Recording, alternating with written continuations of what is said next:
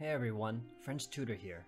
Today I want to talk about Honkai Star Rail, Hoyoverse's new turn-based RPG, which is releasing very soon on April 26th. I couldn't help but notice that many people were disappointed by the fact that it's a turn-based game. I definitely see where they're coming from, especially if they're used to more open world and real-time based combat games like Genshin Impact, but they'll be surprised just how much turn-based combat games have to offer. In this video, I want to look at a few other turn-based games, explain what made them successful, and show you what Honkai Star Rail is doing right to ensure it will be a successful game that people can enjoy. And if you liked the video, please make sure to like and subscribe for more video game content. Alright, let's get started. First, I wanted to talk about Final Fantasy VII, a turn-based RPG released in 1997. It was considered one of the best video games ever made. With its amazing story and lovable characters, it was a timeless classic. In 2015, Final Fantasy VII Remake was announced, hyping up longtime fans of the game. But a lot of people were wondering, what will they do about the turn-based mechanics? It's been a long time since Final Fantasy VII was released, and video games have evolved and developed drastically since then with tons of new genres. When the game was finally released 5 years later, they actually ended up changing the combat system. The game went from this turn-based combat to this real-time interactive gameplay.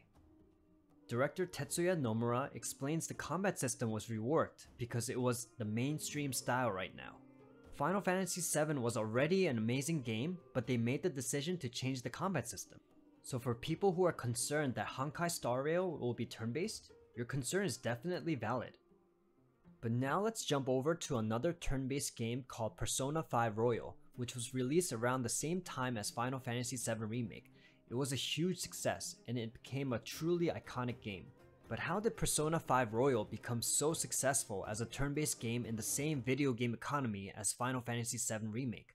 It pretty much had a similar formula as the original Final Fantasy VII, an impactful story, a unique cast of characters, and fun activities to do outside of combat.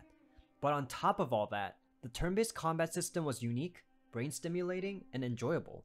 It definitely didn't feel like you were just waiting for your turn to attack, and it always felt very rewarding when utilizing all the combat elements efficiently.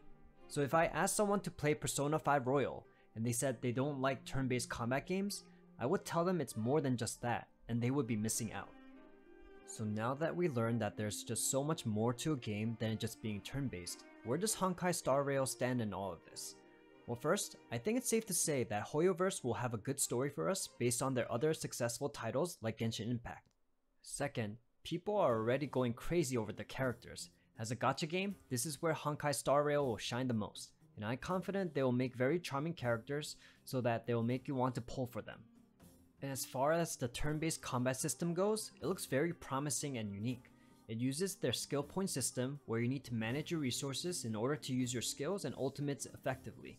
In higher difficulties, you really need to think about what attacks and which characters to use in order to beat your enemies. And the way Honkai Star Rail promotes character synergy is also very interesting and pretty similar to Genshin. For example, you have a character named Dan Heng who gets increased damage when enemies are slowed, which is a status effect. He can slow down enemies himself, but other characters like Welt can do that as well for perfect synergy. In the future, I am positive they will release more characters that can slow down enemies or do increased damage from slowdown enemies to promote pulling for new characters. Honestly, I can only see Honkai Star Rail doing very well for itself. To me, Hoyoverse is hitting all the right spots to make it a fun game, just like some of the other successful turn-based games. So I wanted to ask you all, will you be playing Honkai Star Rail? And if you are, what do you think about the game being turn-based? I am genuinely curious. Comment down below and let's discuss together.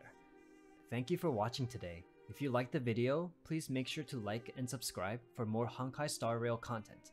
Take care now.